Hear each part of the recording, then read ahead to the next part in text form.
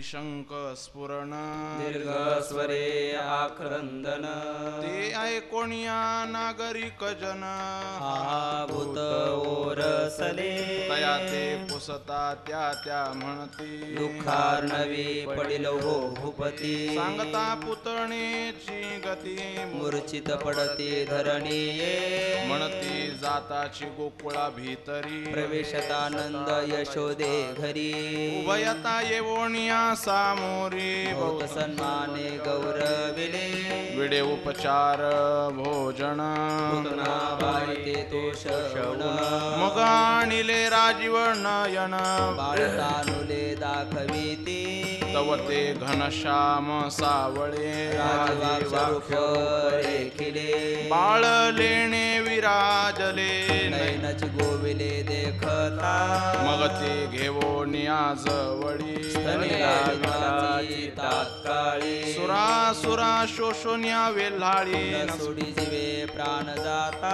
निळा म्हणे त्या सोडविता सुटे पुतना आक्रंदता आम्ही स्वशक्ती ओढिता हरिले तत्वता प्राण तिचे. संत निळोबाराय या ठिकाणी भगवान परमात्म्यांच्या लीलांचं वर्णन करतात.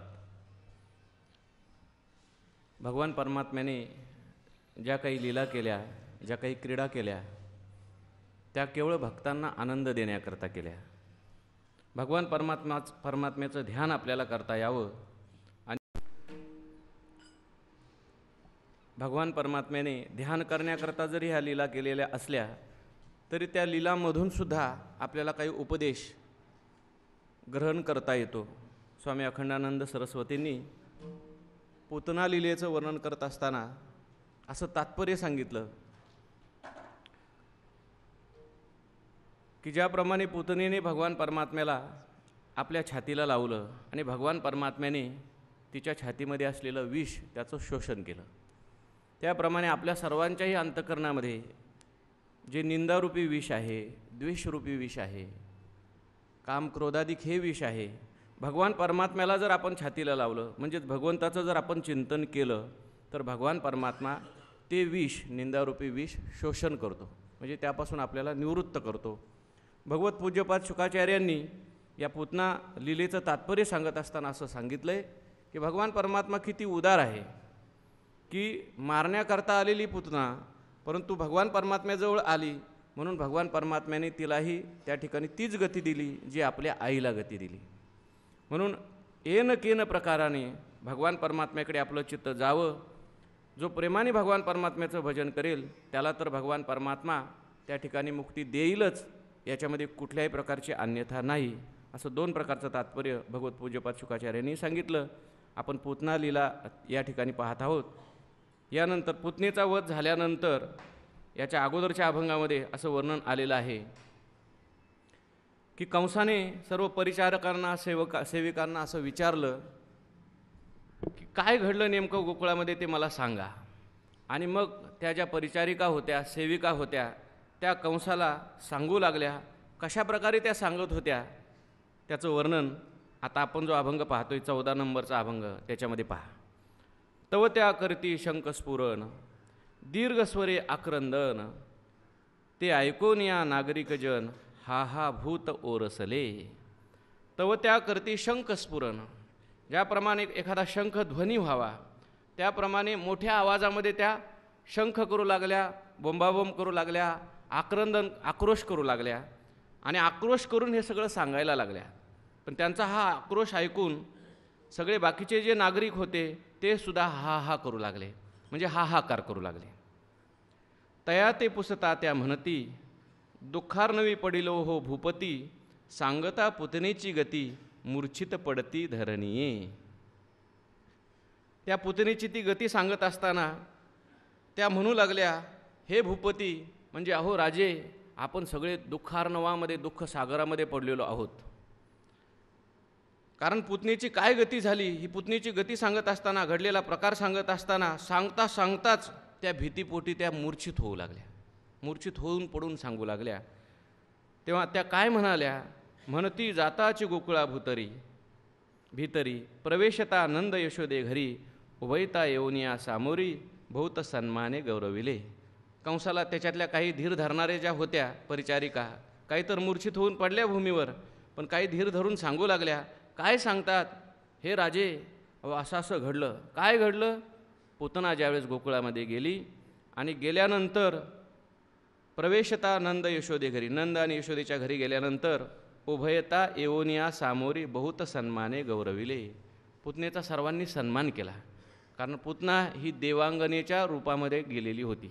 नामा म्हणे आली नंदाचे घरी स्वरूप सुंदरी देवांगना, आणि म्हणून ही कोणीतरी देवांगना आहे, साक्षात लक्ष्मीच आपल्या घरी आली की काय, असं सुरुवातीला त्या ठिकाणी वाटलं. म्हणून नंद आणि यशोदेने दोघांनी तिचं स्वागत केलेलं आहे.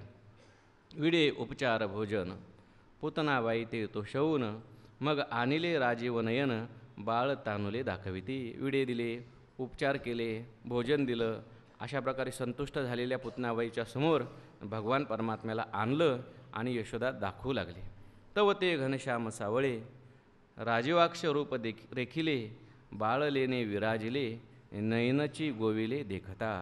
तो घनश्याम सावळ्या रंगाचा राजीव अक्ष सुंदर असे लोचन असलेला भगवान परमात्मा पाहिला, आणि त्याचबरोबर भगवान परमात्म्याच्या अंगावर सुंदर सुंदर अशी लेणी म्हणजे अलंकार यशोदेने घातलेले होते. ते अलंकार पाहिल्यानंतर, भगवान परमात्म्याला पाहिल्यानंतर त्या ठिकाणी नयनाची गोविले देखता, म्हणजे नयन त्या पुतनेचं सुद्धा क्षणभर त्या ठिकाणी मन डोळे त्या भगवान परमात्म्यावर स्थिर झाले. गोविले म्हणजे भगवान परमात्म्यामध्येच स्थिरावले, अडकले थोडक्यात थोड्या वेळाकरता. मग ते घेऊन या जवळी. मग काय केलं पुतनेने? त्या भगवान परमात्म्याला जवळ घेतलं, स्तनी लावताची तात्काळी, आणि त्या ठिकाणी आपल्या स्तनाला लावलं. पुढे काय झालं? सुरासुरा शोषून या वेल्हाळी न सोडी जीवे प्राण जाता. तो भगवान परमात्मा असा आहे, सूर आसूर सर्वांचं शोषण करणारा तो आहे, सर्वांचा नियामक तो आहे. प्रलय काळाच्या वेळेस सर्वांचं शोषण करतो असा भगवान परमात्मा, त्याला पुतनेचं शोषण करणं काय अवघड आहे का? म्हणून न सोडी जीवे प्राण जाता. त्या पुतनेचा सुद्धा प्राण जाईपर्यंत भगवान परमात्म्याने तिला सोडलं नाही. निळा म्हणे त्या सोडविता न सुटे पुतना आक्रंदता. ती आक्रंदन करू लागली. सा मुंच मुंच आलम इति परिभाषिनी असे शब्द वापरले शुकाचार्यांनी. मुंच मुंच, अरे मला सोड, अरे मला सोड असं म्हणत असताना सुद्धा भगवंतानी तर काही सोडलं नाही. परंतु ह्या बाकीच्या म्हणतात की आम्ही सुद्धा ओढायला लागलो, परंतु तरीसुद्धा आम्ही स्वशक्ती ओढिता हारले तत्वता प्राण तिझे, म्हणजे ह्याही तिच्याबरोबर गेलेल्या असल्या पाहिजेत दुसऱ्या वेशामध्ये. तेव्हा त्या ठिकाणी भगवान परमात्म्याने तिला सोडलं नाही, उलट तिच्या प्राणाचं हरण केलं. स्नेह सरता जैसा दीप सूक्ष्म होताचे हार, तया परिबाईचे स्वरूप तेने शोषुनी घेतले. नाही उरविले शरीर अवघेची केले निराकार, ऐसे कोणी सत्वर आम्ही निघालो तेथुनी. राया त्याची भेटी गोष्टी न व्हावी तुम्हाही शेवटी, अकस्मात झाली रहाटे खरलं पुतनाबाई सारिखी. ऐसे ऐकताची श्रवणी राजा पडे मूर्छित धरणी, म्हणे गेली गेली रे माय बहिणी माझी पुतने सारिखी. महाबळी अति उत्कंठ मंत्रिया माझी परमश्रेष्ठ, कायसी पाहो वाट गेली नये त्या निज पंथे. मग रायाती संबोधून प्रधान आणि नागरिक जन, म्हणती नवे बले महाविघ्न देखिले देखत देखत. निळा म्हणे याही वरी श्री हरिचरित्राची थोरी, अधिके अधिक ते कुसले परिसावी सजनी सादर. कशाप्रमाणे पुतणीला भगवान परमात्म्याने मारलं? स्नेह सरता जैसा दीप सूक्ष्म होतची हारप, म्हणजे ज्याप्रमाणे दिव्यामध्ये असलेलं तेल संपलं की हळूहळू त्या दिव्याची वात सूक्ष्म हळूहळू कमी कमी होत शेवटी हरपून जाते, म्हणजे नष्ट होते. त्याप्रमाणे भगवान परमात्म्याने त्या परी बाईचे स्वरूप त्याने शोषून घेतले. त्याप्रमाणे भगवान परमात्म्याने त्या बाईचं म्हणजे पुतणेचं स्वरूप शोषून घेतलं आणि नाही उरविले शरीर, तिचं शरीर उरू दिलं नाही. अवघेची केले निराकार, कुठलं शरीर उरू दिलं नाही. तर असं वर्णन केलं आहे श्रीमद भागवतामध्ये. तिने विशालकाय स्वरूप धारण केलं आणि ती 7 कोस पडली होती. 7 कोस पडली होती, 3 कोस पडली होती. 3 कोस तिचं शरीर होतं. तर तिच्या 3 कोश, काही ठिकाणी 5 कोस असं वर्णन आलेलं आहे. तेव्हा साधू संतांनी असं सांगितलं की तिच्या पंचकोशाचा निराश झाला, स्थूल सूक्ष्म कारण देह याचा निराश झाला आणि ती मुक्त झाली. नाही उरविले शरीर, अवघेची केले निराकार, ऐशे देखून या सत्वर आम्ही निघालो तेथून. आणि हे सगळं आम्ही पाहिलं आणि पाहिल्याबरोबर आता तिच्यासारखी आपली गती होण्याची शक्यता आहे म्हणून आम्ही तिथून काय केलो, निघालो, पळालो. राया त्याची भेटी गोष्टी, हे राजा त्याची भेट किंवा त्याची गोष्ट म्हणजे त्याच्याशी बोलणं न व्हावी तुम्हाही शेवटी. आम्ही देवाकडे प्रार्थना करतो की तुमची त्याचीसुद्धा कधी भेट होऊ नये किंवा त्याच्याशी तुमचा कधी संबंध येऊ नये. आणि झालं तर काय होईल, अकस्मात झाली या रहाटी, करील पुतनाबाई सारखी, त्या पुतणीसारखीच तुमचीसुद्धा स्थिती तो करेल असं आहे. आणि म्हणून त्या ठिकाणी तुमची आणि त्याची भेट होऊ नये. आयुष्य ऐकताची श्रवणे, फक्त कंसाने एवढं ऐकलं आणि ऐकल्याबरोबर कंसाची काय स्थिती झाली, राजापुढे मूर्छित धरणी, किती धारिष्ट होते त्याच्या ठिकाणी पहा. लगेच त्या ठिकाणी तो मूर्छित पडला. म्हणे गेली रे माये बहिणी माझी पुतणीसारखी. तत्काळ तो मूर्छित झाला आणि मूर्छित झाल्यानंतर पुन्हा जागा झाल्यानंतर जाणीव आल्यानंतर तो म्हणायला लागला, म्हणे गेली रे माय बहिणी माझी पुतणीसारखी. पुतणीसारखी माझी माय बहिणी, माझ्या माय बहिणीसारखी असलेली ही पुतना त्या ठिकाणी गेली. महाबळे अति उत्कंठ, मंत्रिया माझी परमश्रेष्ठ, आता कायसी पाहो वाट, गेली नाही त्या निजपंथे. हे जे वर्णन केलं आहे हे कंसाने पुतणीचं वर्णन केलेलं आहे. कशी होती पुतना? महाबळे अति उत्कंठ, फार उत्कंठ होती, बलवान अशी होती. आणि मंत्रिया माझी परमश्रेष्ठ, कंसाच्या मंत्र्यामधली ती एक सभासद होती आणि म्हणून ही श्रेष्ठ अशी माझी एक मंत्री होती. आता कायसी पाहू वाट, आणि त्या पुतणीची आता मी कशी काय वाट पाहू, कारण गेली नाही त्या निजपंथे, ते अशा पंथाला गेली आता सनेच्छनापी ते आता परत येऊ शकत नाही. गेली म्हणजे ब्रह्मस्वरूप झाली, मुक्त झाली.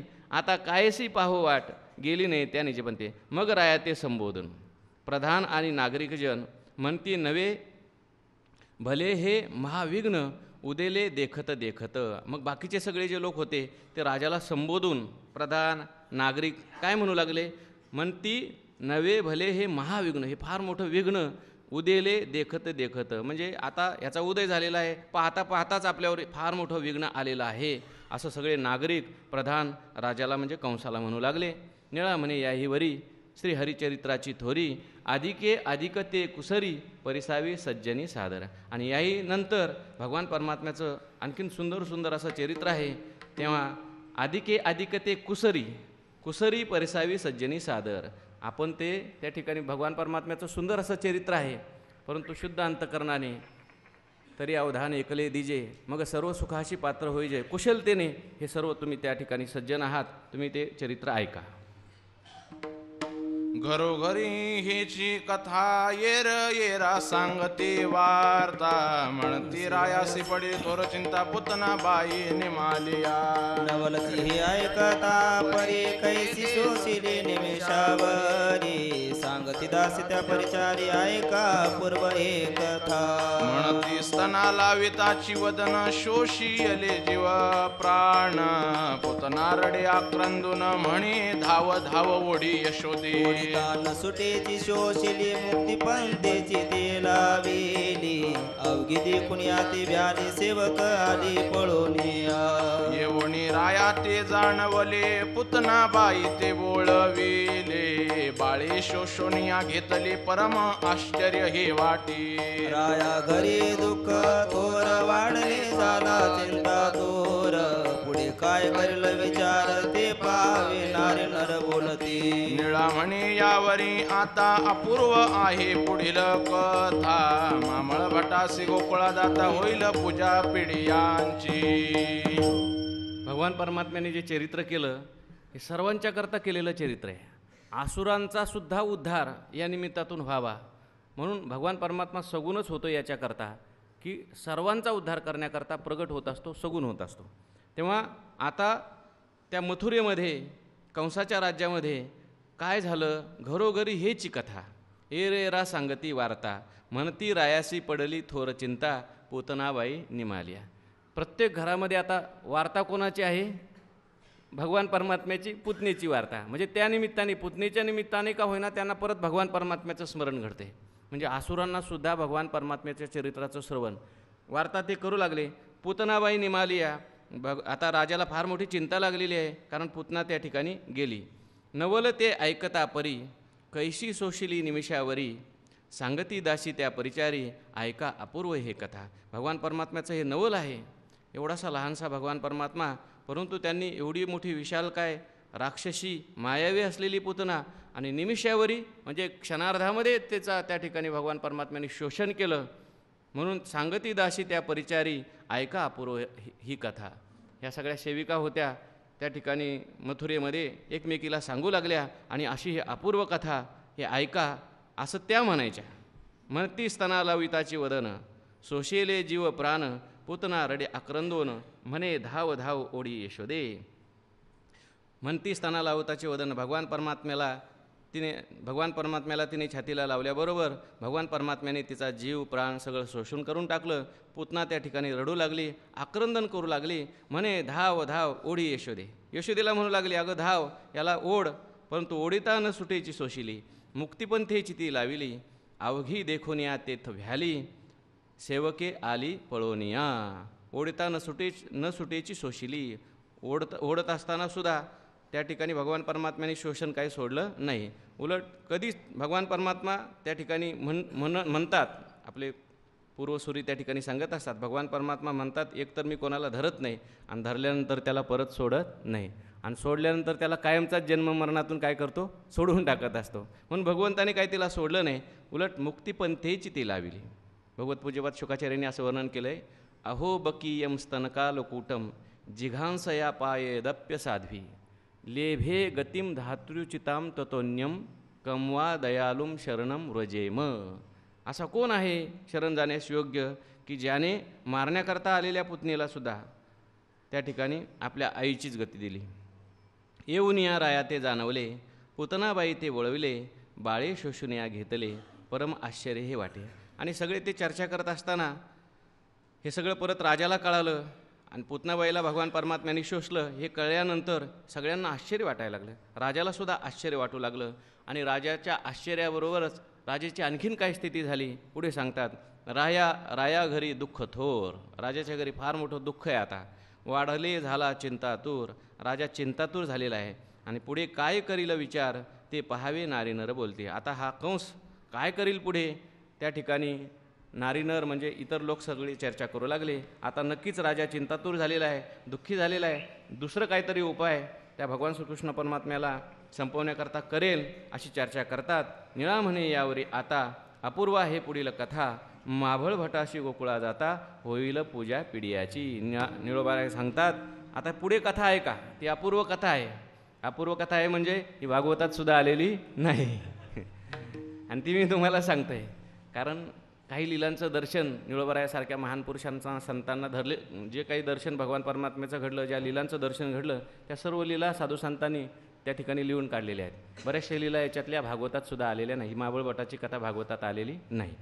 तेव्हा अपूर्व आहे पुढील कथा, महाबळ भटाशी गोकुळा जाता, होईल पूजा पिढियाची. या महाबळ भटाची पूजा पिढियाने म्हणजे पाठाने भगवान परमात्मा त्याची पूजा करणार आहेत. ती कथा आम्ही तुम्हाला पुढे सांगणार आहोत. नकळेची अदृष्टाची गती, नकळे कर्माची संभूती, नकळे मृत्यूची ही रीती, कैसी घडविल कोण वेळ, नकळे होणार ती बळीवंत, भोगणे भोगविला अकस्मात, नकळे विधीचे ही लिखित, करी केले निढळी, कंसराव चिंताग्रस्त उठूनी बैसला सभेआत प्रधान सेनाधीप समस्त म्लान वदने भासते पुढील विचार सुचिता नसजे काही त्या तत्वता कृष्ण धाकेची त्याची या चित्ता नरचे गोठे न सापडे मग बोले कंसासुर सेना सिद्ध करा भार जावणिया अतिसत्वर वदाहो कुमार नंदाचा तव ते म्हणते राया प्रती बळाचे देन चले युक्ती पाहते पुतणेचे शक्ती इंद्राधिकासी अलोट निमिष मात्रे तिची शांती केला करुणी ह्या श्रीपती तव त्या मामळ भट बोलती नवे कार्य स्त्रियांचे आम्हा ब्राह्मणाची हे कृत्य जाणे सकळांचे घटित त्याल आज्ञा तरी मी तेथे जावण्या साधन कार्यार्थ निळा म्हणे बोलता ऐसे अवघे उल्हासले मानसे म्हणती यथार्थ हे ऐसे ऋषी बोलिले माफळ निळोबराय सांगतात, नकळे अदृष्टाची गती, नकळे कर्माची संभूती, नकळे मृत्यूची ही रीती, कैशी घडवील कोण वेळ. हो, अदृष्टाची गती कोणाला त्या ठिकाणी कळत नाही. कर्माचा मागचा जो विचार आहे पूर्वजन्मातला, या जन्मी जो फलभोग आपल्याला देत असतो तोही आपल्याला काही कळत नाही. नकळे मृत्यूची ही रीती, आणि मृत्यूची रीत म्हणजे कोणाचा मृत्यू कसा होईल त्या ठिकाणी कळत नाही. पुतणीसारखी दुष्ट राक्षसी, परंतु असं असतानासुद्धा भगवान परमात्म्याशी तिचा संबंध आला, आणि आसूर स्वभावाची असतानासुद्धा त्या ठिकाणी वाईट भाव भगवान परमात्म्यापर्यंत घेऊन गेलेली असतानासुद्धा, म्हणजे मारण्याच्या हेतूने घेऊन गेलेली असतानासुद्धा तिचा उद्धार झाला. बऱ्याच वेळेला असं होतं की तिचा हेतूही चांगला नाही, तिचं कर्मही चांगलं नाही, आसूर आहे, परंतु भगवान परमात्म्याजवळ ती गेली आणि म्हणून तिचा उद्धार झाला आहे. म्हणून कैशी घडविल कोण वेळ, कधी कोणाचा मृत्यू होईल, कसा होईल, असं हे काही कळत नाही. नकळे होणार ते बळीवंत, पुढे जे होणार आहे ते सुद्धा कोणाला कळत नाही. बलवान असं असलेलं जे प्रारब्ध आहे ते भोगणे भोगविल अकस्मात, अकस्मात आपल्या पुढे येऊन उभं राहतं आणि त्याचा भोगवत असतं, घडवत असतं. नकळे विधीचेही लिखित, जे का रेखियले निढळी, आपल्या कपाळावर जे विधीचा लेख लिहिलेला आहे हा सुद्धा कोणाला काही कळत नाही. म्हणून आता कंसराव चिंताग्रस्त, उठून बैसला सव्यात, प्रधान सेनाधीप समस्त, म्लान वदने भासती. कंसाने सगळी सभा बोलवली आणि त्या सभेमध्ये उच्च आसनावर हा कंस चिंताग्रस्त दिसलेला आहे. त्याचा म्लान चेहरा झालेला आहे, चिंताग्रस्त असा बसलेला आहे. सभेमध्ये त्या सिंहासनावर बसलेला असताना तो उठून उभा राहिला आणि त्या ठिकाणी त्याचा म्लान चेहरा आणि म्लान झालेलं वदन हे सगळं पाहिलं आणि पुढील विचार सुचिता, न सुचे काहीच त्या तत्वता, कृष्ण धाकेची त्याची या चित्ता, धरीच कोठे न सापडे.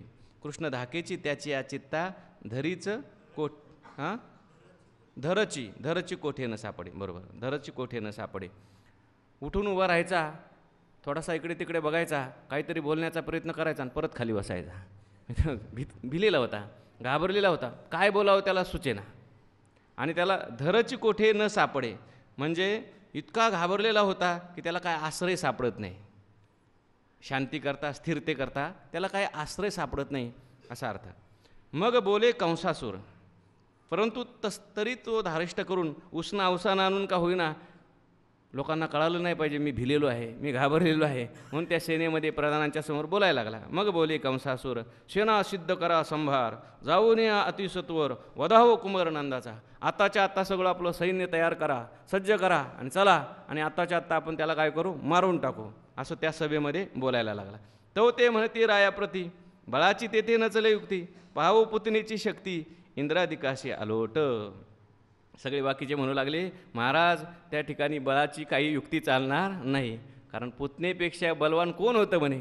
अरे इंद्रादिकांच्या पुढे सुद्धा तिची शक्ती जास्त होती, इंद्रादिकांच्यापेक्षाही तिची शक्ती जास्त होती, परंतु बऱ्याच वेळेला शक्तीपेक्षा युक्ती कामाला येत असते, केवळ शक्ती असून उपयोग नाही. म्हणून हे राजे, त्या ठिकाणी आपल्याला आता बळाची शक्ती वापरून उपयोग नाही, तर काय करावं लागेल, काहीतरी युक्ती करावी लागेल.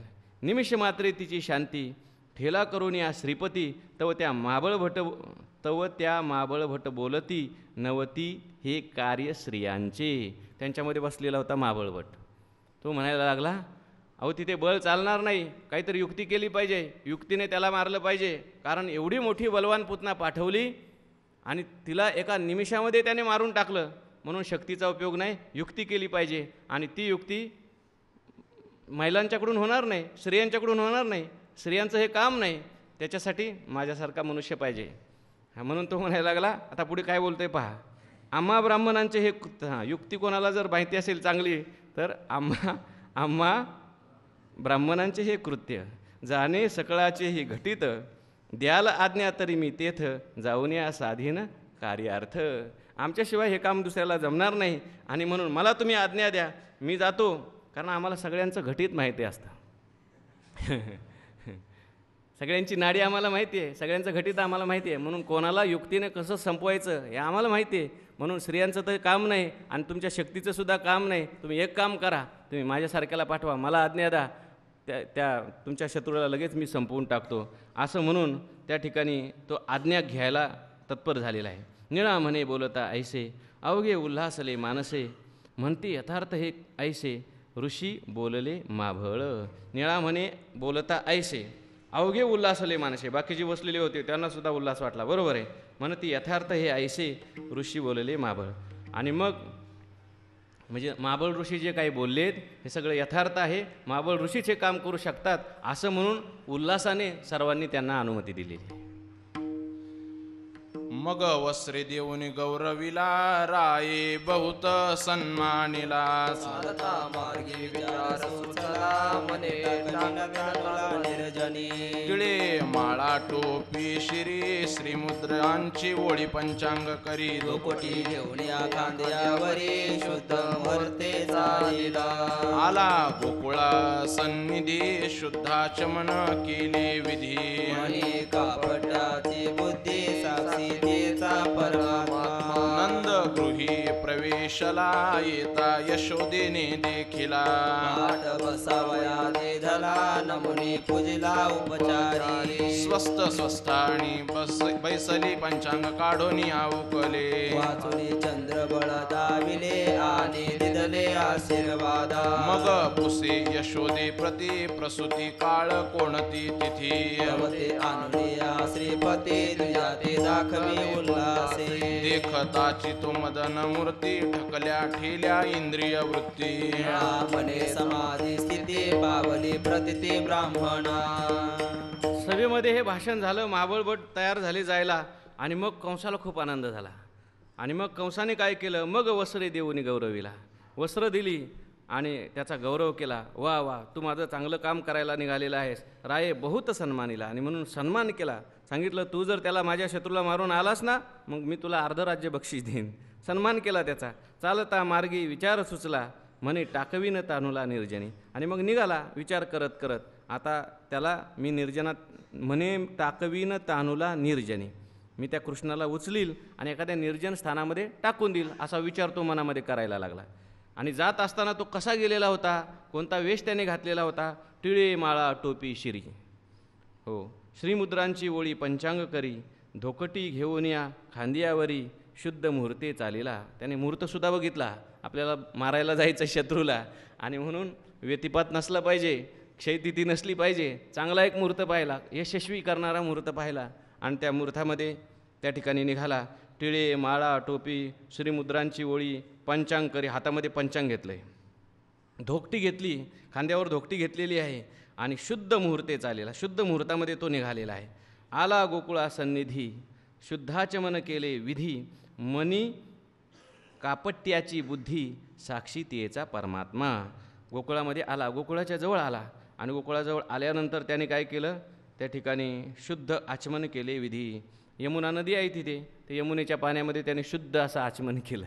आचमन केल्यानंतर एक मिनटं, मनी कापट्याची बुद्धी, पण मनामध्ये काय आहे, बुद्धी कापट्याची आहे, म्हणजे कपट बुद्धी आहे. भगवान परमात्म्याला मारण्याकरता तो आलेला आहे. जरी बाहेरून जरी त्याचं कर्म सत्कर्म दिसत असलं, आचमन करतोय, पंचांग हातामध्ये आहे, ब्राह्मणाचा वेश धारण केलेला आहे, तरीसुद्धा कापट्याची बुद्धी आहे. आणि ही कापट्याची बुद्धी कोणी ओळखलेली आहे, साक्षी तेचा परमात्मा. भगवान परमात्म्याला हे काही कळत नाही का, न सांगता तुम्हा कळो येते अंतर. भगवान परमात्म्याने ओळखलं. भगवान परमात्मा प्रत्येकाचा हेतू पाहतो. बाहेरची क्रिया भगवान परमात्मा पाहत नसतो. कदाचित बाहेरची क्रिया चांगली असेल, परंतु आतमध्ये जर अशुद्ध हेतू असेल तर तो भगवान परमात्म्याला कळतो. भगवान परमात्मा त्याचं लगेच फळ देत असतो. नंदग्रही प्रवेशला येता यशोदेने देखिला, पाठ बैसावया दिधला, नमुनी पूजिला उपचारी. नंद घरामध्ये तो प्रवेशता झाला म्हणजे आला. येता यशोदेने देखिला, ब्राह्मणबुवा आपल्या घरी आलेले आहेत आणि म्हणून यशोदेने धावत पळत जाऊन पाट आणला आणि पाट ब्राह्मणबुवांना बसण्याकरता दिला आणि त्यांचा नमस्कार केला आणि नाना प्रकारचे उपचार, गंध, अक्षदा वगैरे करून त्यांची पूजा केली. स्वस्थानी बैसले, पंचांग काढून या उकलले, वाचुनी चंद्रबळ दाविले आणि दिधले आशीर्वादा. स्वस्थ बसला म्हणजे स्वस्थानी बसला म्हणजे पाटावर बसला. पंचांग काढलं, लगेच आपल्या पुढे पंचांग काढलं आणि वाचून चंद्रबळ दाविले. चंद्रबळ वाचून दावलं म्हणजे आजचा दिवस किती महत्त्वाचा आहे. तदेव लग्नम सुदिनम तदेव ताराबलम चंद्रबलम तदेव असं लगेच म्हणायला लागला. त्या ठिकाणी महत्त्वाचा दिवस आहे आणि याच वेळेस तू पंचांग पाहिलं पाहिजेस, याच वेळेस काहीतरी तू मला विचारलं पाहिजेस म्हणून आणि दिधले आशीर्वादा आणि आशीर्वाद दिले.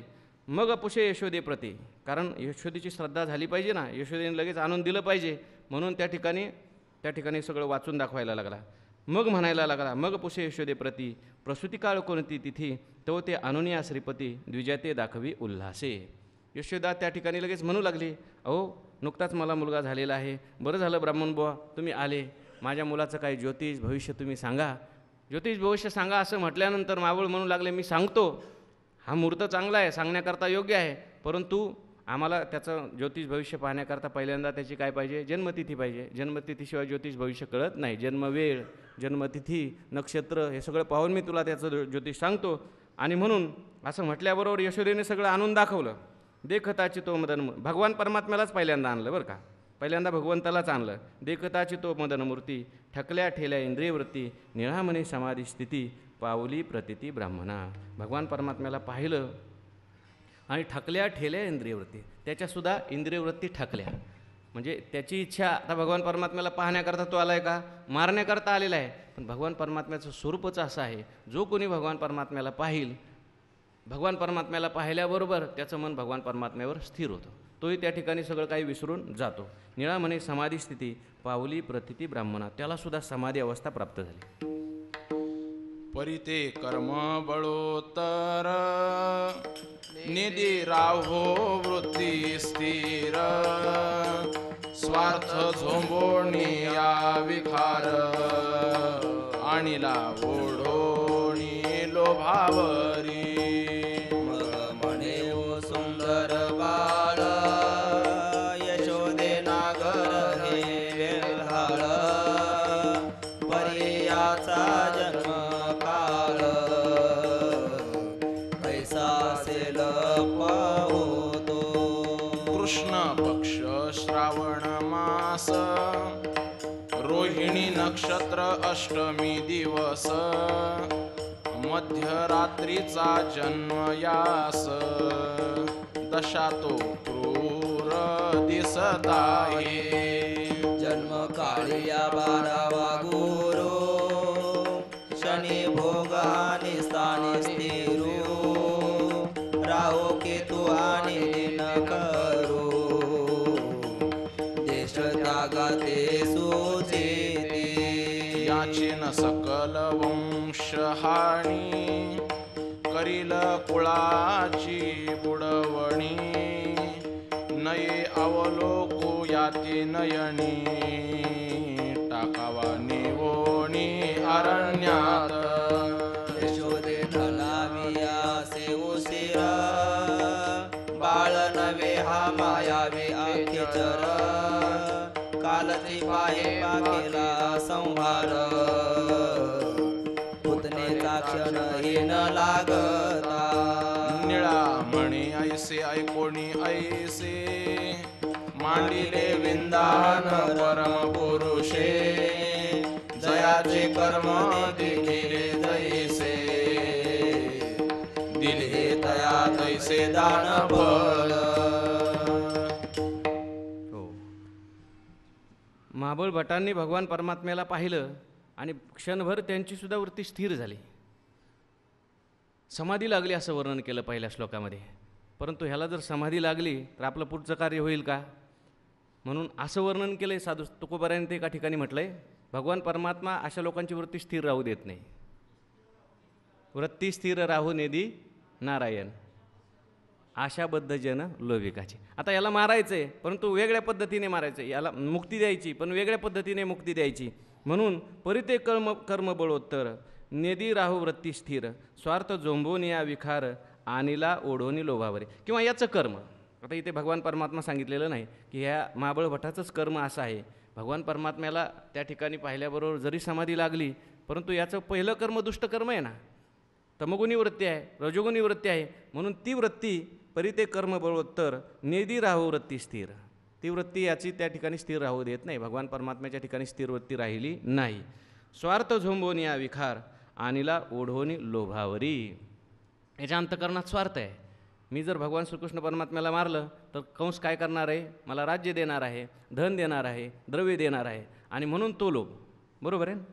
त्या लोभाच्या पाठी, त्या स्वार्थाच्या पोटी त्याने त्या ठिकाणी आणीला ओढोनी लोभावरी, त्याच्या अंतकरणात आणखीन लोभ निर्माण झाला. आणि त्या लोभाच्या पायी आता दर्शनाने जरी त्या ठिकाणी समाधी प्राप्त झालेली होती, तरीसुद्धा आपल्या मनातलं कोणतं कार्य आहे त्या कार्याच्या जागृतीची त्याला आठवण झाली, म्हणून तो लोभावर आलेला आहे. मग म्हणे ओ सुंदर बाळ, यशोदे नागर हे वेल्हाळ, परी याचा जन्मकाळ कैसा असेल पाहतो. तो म्हणतोय, हा दिसायला तर फार गोजीरवान आहे, दिसायला तर फार सुंदर आहे, परंतु केवळ दिसायला सुंदर असून उपयोग नाही, याचा जन्मकाळसुद्धा बघितला पाहिजे. यशोदे नागर हे वेल्हाळ, परी याचा जन्मकाळ कैसा असेल ते पाहतो. याचा जन्मकाळ कसा आहे ते पाहतो.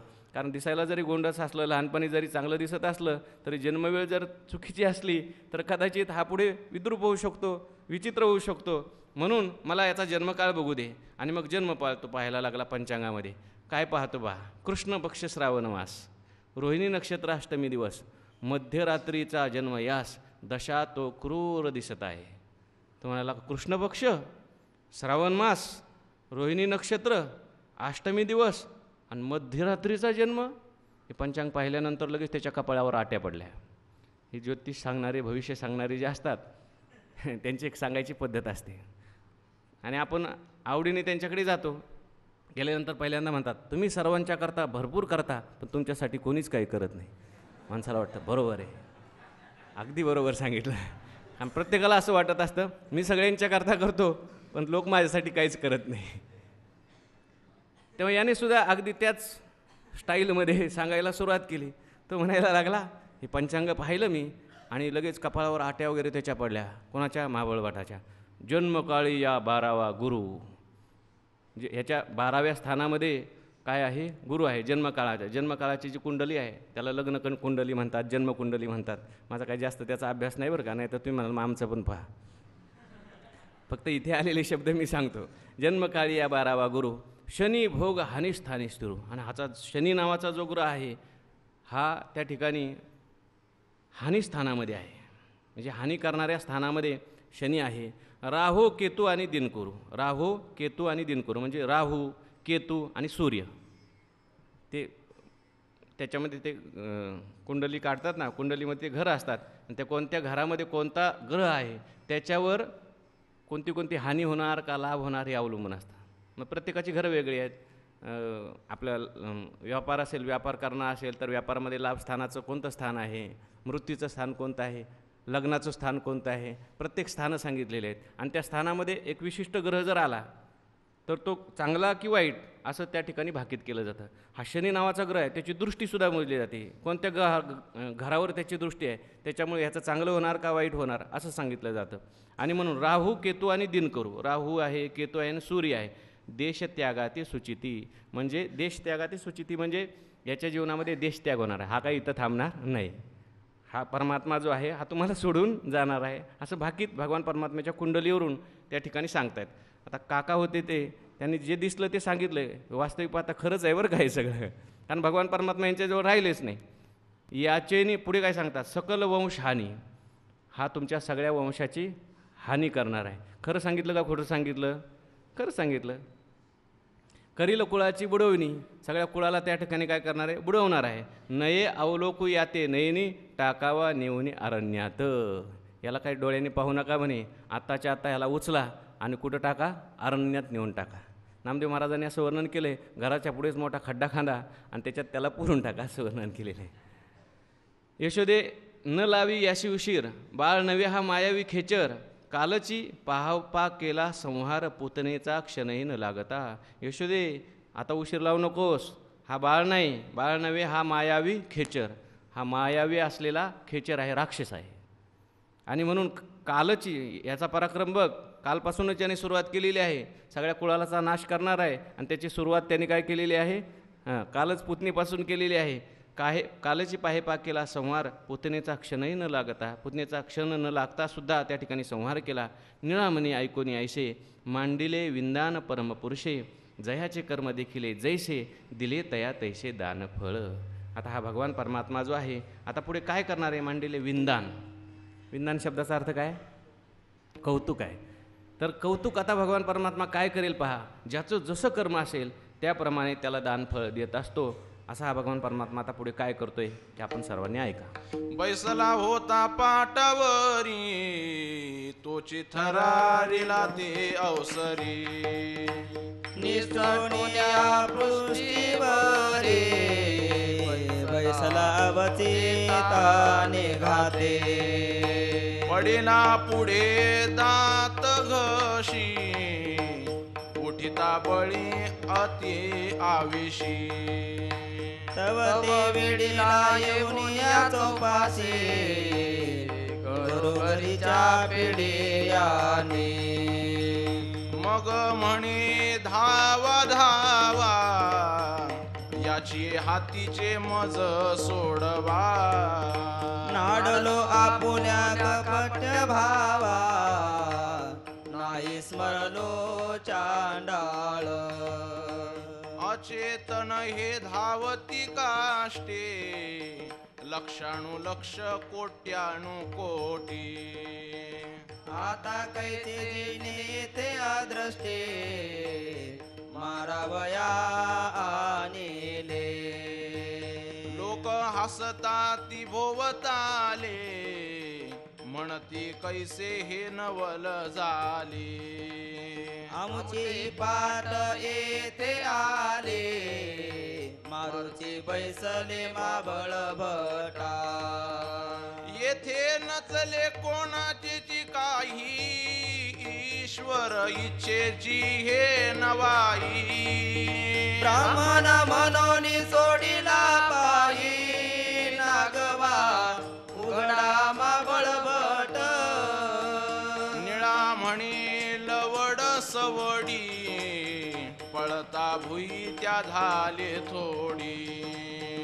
येऊनिया कंसाची देवडी, शंख स्फुरणे उभा ठेला. लीला ऐकत असताना साक्षी भावाने ऐकायच्या नाही, तर त्या भावविश्वामध्ये जायचं. आपल्या समोरच जणू काही लीला घडते असं जर पाहिलं तर विशेष आनंद, कारण भगवंताने ह्या ध्यान करण्याकरता केलेल्या लीला आहेत. आपलं अंतकरण भगवंताचं स्मरण, भगवंताचं ध्यान झाल्यानंतर चित्त शुद्ध होत असतं, याच्याकरता लीला आहे. तर काय झालं, माबळ भटाने असं सगळं ज्योतिष भविष्य सांगितल्यानंतर याला अरण्यात नेऊन टाका असं म्हटलं. भगवान परमात्म्याची खूप निंदा केली. यशोदा म्हणायला लागली. आता नामदेव महाराजांनी थोडंसं असं सांगितलं आहे, केव्हा आत्ताच तर गर्गाचार्य येऊन गेले आणि गर्गाचार्याने फार भगवान परमात्म्याचे उत्तम उत्तम असे गुण सांगितलेले आहेत, आणि तुम्ही असं अभद्र माझ्या मुलाविषयी का बरं बोलता. तर आतापर्यंत भगवान परमात्म्याची निंदा केली होती, आणि आता मात्र असं म्हणायला लागला की गर्ग तो चुकला गणिताशी. त्या गर्गाला काय येतं म्हणे, गुरुवारी मारुती बाबा सांगत असतात, माझ्याकडे तर शिकायला होता म्हणे, काहीच येत नव्हतं म्हणे लहानपणी, काही येत नव्हतं त्याला. एकदा मी त्याच्या शेंडीला पकडलं आणि गरगर गरगर फिरवलं, तेव्हापासून त्याचं नाव गर्गाचार्य पडलं. भगवान परमात्मा म्हणायला लागले, आतापर्यंत माझी निंदा केली, ठीक आहे, माझी निंदा केली तर मला काही जास्त वाटत नाही, पण आता माझ्या भक्ताची निंदा करायला लागला. भगवान परमात्म्याला आपल्या भक्ताची झालेली निंदा अजिबात आवडत नाही.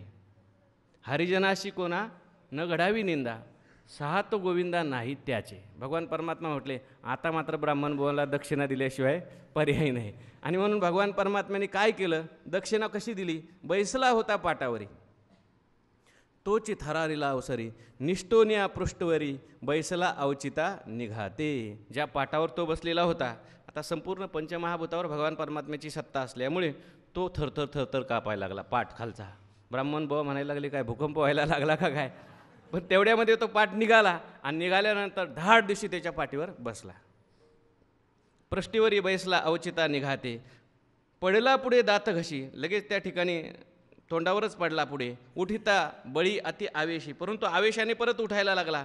तव वेढीला येऊन या चौपाशी घरोघरीच्या पिढ्याने. त्या ठिकाणी उठला आणि अवसान आणून पळायला लागला, उभा राहिला. तेवढ्यामध्ये घरामध्ये असलेले जे पिढी आहेत, पिढी म्हणजे पाटच, हे सगळे जे पाठ होते त्या पाठांनी असा विचार केला, आपला एक भाऊ आहे, एका भावाने चान्स मारलेला आहे, संधी घेतलेली आहे, आता आपण सुद्धा मागे राहायचं नाही. भगवान परमात्म्याच्या कार्यामध्ये आपण सगळ्यांनी काय करायचं? सहकार्य करायचं, भगवंताची सेवा करायची. म्हणून सगळे घरातले जे पाठ होते ते सगळे त्या ठिकाणी गोळा झाले आणि त्या पाठाने त्या ठिकाणी त्याला वेढलं. मग म्हणे धावा धावा, याचे हातीचे मज सोडवा, नाडवलो आपल्या कापट्य भावा, नाही स्मरलो चांडाळ. मग म्हणायला लागला, धावा धावा. चांगला मार बसला, सगळ्या पाटांनी मार दिल्यानंतर मग त्याला थोडासा पश्चाताप व्हायला लागला. तो म्हणायला लागला, धावा धावा, मला सोडवा, कारण नाडलो आपल्या कापट्य भावा. तो भगवंताला दोष देत नाही, आसूर जरी असला तरी मार बसल्यामुळे त्याची बुद्धी शुद्ध झाली आणि तो म्हणायला लागला की माझा कापट्य भाव होता त्यामुळे मी नाडला गेलो. नाही स्मरलो चांडाळ, कारण माझा कापट्य भाव त्याचं मी स्मरण करत नाही आणि विनाकारण दुसऱ्याला कशा करता दोष देऊ. अचेतन हे धावती काष्टे, लक्षानुलक्ष कोट्यानुकोटे, आता कैचे जिने येथे अदृष्टे, मारावया आणले. असं म्हणतात, अचेतन हे धावती काष्टे. अचेतन असलेली ही काष्ट, लाकडं म्हणजे पाठ गेले. पाठ गेल्यानंतर मुसळ म्हणले, आम्ही तरी काय केलं? हे आमचे भाऊच येत नाही, हे सुद्धा लाकडाच्याच असल्यामुळे. मग ते मुसळंसुद्धा त्या ठिकाणी घरातले आले. लाटणं पोळपट यांनीसुद्धा विचार केला, आपण तरी कशासाठी थांबायचं? म्हणून लाटणं आलं, ते म्हणजे आपल्याला मारता येत नाही, आपण त्याच्या तोंडात बसू, म्हणून आरडाओरडाही करू दिला नाही त्याला. असं वर्णन केलेलं आहे. आणि लगेच बाहेर पळायला लागला. पळता पळता ज्या काही घरामध्ये बाजा वगैरे होत्या त्या बाजा अशा आडव्या आल्या. नामदेव महाराजांनी वर्णन केले. लोक हसताती होत आले, म्हणती कैसे हे नवल झाले, आमचेही पाठ येथे आले, मारोची बैसले महाबळवटा. आजूबाजूचे गावातले लोक म्हणायला लागले, फार मोठं नवल झालं म्हटले, कारण यांच्या घरातले पाठ मारायला लागले ना, मग आजूबाजूचे पाठ म्हणायला लागले, आम्ही तरी काय केलं आहे म्हणे, आम्हालासुद्धा त्याच्यामध्ये मोर्चामध्ये सहभागी व्हायचं आहे. आणि म्हणून सगळ्यांच्या घरचे पाठ आलेले होते तिथे भगवान परमात्म्याच्या आज्ञेने मारण्याकरता. मारोची बैसले महाबळ भटा, येथे नचले कोणाचे काही, ईश्वर इच्छेची हे नवाई, ब्राह्मण म्हणून सोडला पाही, नागवा उघडा माबळ भट. भगवान परमात्म्याने त्याला मारलंच असतं, परंतु भगवान परमात्म्याने त्यांना मारलं नाही. का? कारण भगवान परमात्म्याचा जो अवतार आहे तो गो ब्राह्मण प्रतिपाल, असं गो ब्राह्मण प्रतिपालक भगवान परमात्मा आहे. हा वेशाने का होईना ब्राह्मण आहे, म्हणून भगवान परमात्म्याने त्यांना मारलं नाही, त्याचा अपमान केला आहे. नागवा उघडा त्या ठिकाणी माबळवट निघाला, निळा म्हणे लवड सवडी, पळता भुई त्या झाली थोडी. वर्णन केले साधू संतांनी, जानवे तुटले, पंचांग फाटले आणि धोतर गळाले, असं वर्णन केले. पळता भुई त्या झाली थोडी, येऊन या कंसाची देवडी, शंख स्फुरणे उभा ठेला. आणि मोठ्या मोठ्याने बोंबाबोंब करत त्या ठिकाणी कंसाच्या पुढे येऊन दरबारामध्येच येऊन उभा राहिला, तशाच अवस्थेमध्ये उभा राहिला आणि मोठ्या मोठ्याने ओरडायला लागला. ऐकोणी गजबजली दैत्य सभा, धाकेची कंसई ठाकला ओभा, तव बिभत्स माभळ भटाची शोभा, देखते झाले सकळही. नागवा उघडाने बोडटा, जीवत्व पांगे बुडीला शंका, भोवती देखताई विषय लोका, म्हणे धावा धावा सोडवा. पाठीची पुरविली माझी पाटी, लक्षानुलक्ष आले कोटी, उठा उठा पळा रे शेवटी, मारले झालं व्यर्थची. दैत्य पाती चौकडे, शस्त्र पाणी वेधले ओढे, दुर्गा सांभाळी ती चौकडे, म्हणती न दिसे विघ्न डोळे. राजा म्हणे झाका त्यासी, पुसा काय ते वारतेसी, मगने सवणी अवसरासे, आणला सभेसे पुसती. तो म्हणे राया बळिया बाळ, उपजला तो आमचा काळ, विचित्र पाहता त्याचा खेळ, लाविली पिढीची मज पाठी. निळा म्हणे रूपाकृती, सुंदरपणाची ओतली मूर्ती, कोटी मदनाची अंगी दीप्ती, न डळती पाती अवलोकिता. धावत धावत आला, मोठ्या मोठ्याने ओरडायला लागला, ऐकोनी गजबजली दैत्य सभा, धाकेची कंसही ठाकला उभा. कंस सुद्धा सभेमध्ये त्या घाबरून उभा राहिला. हा येऊन उभा राहिलेला आहे, आजूबाजूचे सगळे उभे राहिलेले आहेत. तो बिभत्स माबळ भटाशी शोभा, देखते झाले सगळे. बिभत्स वेशामध्ये केस विस्कटलेले आहेत, त्या ठिकाणी अंगातून सगळं रक्त निघतंय, अंगावर एकही वस्त्र नाही. अशा प्रकारे चांगला मार बसलेला हा महाबळवट येऊन उभा राहिला आणि त्याची ती शोभा सगळे पाहतात. नागवा उघडा आणि बोडका, जीवत्व पांगे बुडाली शंका, भोवते देखताय विषया लोका, म्हणे धावा धावा सोडवा. त्या ठिकाणी त्याला नागवा आहे, उघडा आहे, बोडका आहे आणि आता मी जगतोय की काय याची सुद्धा त्याला शंका आहे. मी आता मरणार असं त्याला वाटतं. जीवत्व पांगे बुडाली शंका, आणि भोवते देखताय विषया लोका, म्हणे धावा धावा सोडवा. जो कोणी दिसेल त्याला म्हणायचा धावा धावा मला सोडवा. पाठीची पुरविली माझी पाठी, लक्षानुलक्ष आले कोटी, उठा उठा पळा रे शेवटी, मारले जाल व्यर्थी. तो म्हटला माझ्या पाठीमागे पाठ लागलेले आहेत आणि लक्ष कोटी, त्या ठिकाणी लक्षानुलक्ष कोटी पाठ माझ्या पाठीमागे लागलेले आहेत आणि तुम्हीसुद्धा उठा पळा, नाहीतर माझ्यासारखा मार तुम्हाला सुद्धा बसेल. असं महाबळवट त्या सभेतल्या सगळ्या दैत्यांना म्हणू लागला. दैत्य पाहती चहूकडे, शस्त्रपाणी वेधले हुडे, दुर्गा सांभाळती चहूकडे, म्हणती न दिशे विघ्न डोळ्या. दैत्य त्या ठिकाणी इकडे तिकडे पाहायला लागले. हा म्हणायला लागला पळा पळा धावा धावा, सगळे पाठ इकडे येत आहेत.